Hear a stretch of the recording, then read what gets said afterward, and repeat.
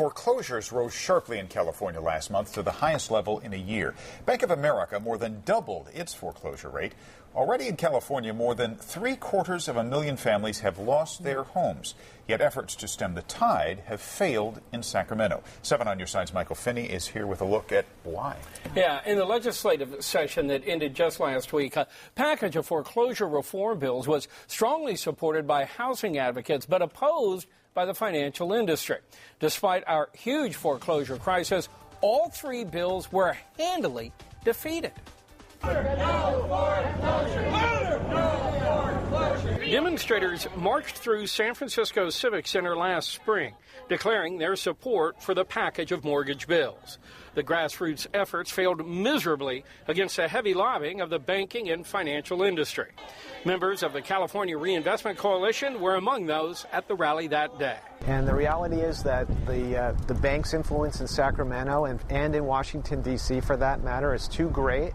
Pamela Heisey is with the Berkeley-based political money tracker, MapLight. Financial services industry has spent over $70 million influencing Sacramento over the past 4 years. $23.3 million of that was spent on lobbying, and $46 million of that was spent on campaign contributions to try to influence legislators' votes. But the California Bankers Association sees it differently. We really felt that the three bills that were in the legislature this year, SB 729, AB 1321, and AB 935, really did very little to address the reason that borrowers are facing difficulties staying in their homes. SB 729 would have required servicers to decide on loan modifications before starting foreclosure proceedings. You hear stories of people who get a modification letter. Congratulations, you're accepted for a loan modification. The problem is their house was foreclosed the week before. Well, from our perspective, SB 729 really just sought to extend the foreclosure proceeding process in California, which currently takes over 300 days to complete. The bill died 3-3 in the Senate Finance and Banking Committee. The failure of Senator Alex Padilla of Van Nuys to cast a vote is seen as killing the bill.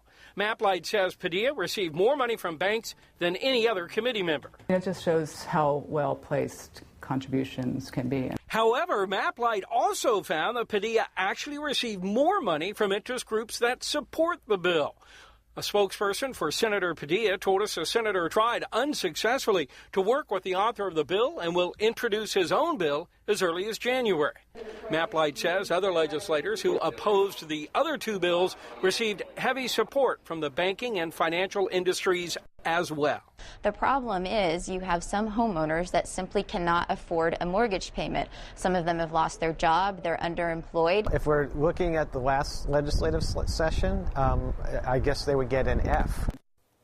Housing advocates say they haven't decided yet whether to reintroduce the package of bills again next year. They tell me they're going to take some time to regroup before making a decision. So we'll see, I guess. Yeah. Michael, thanks. Sure.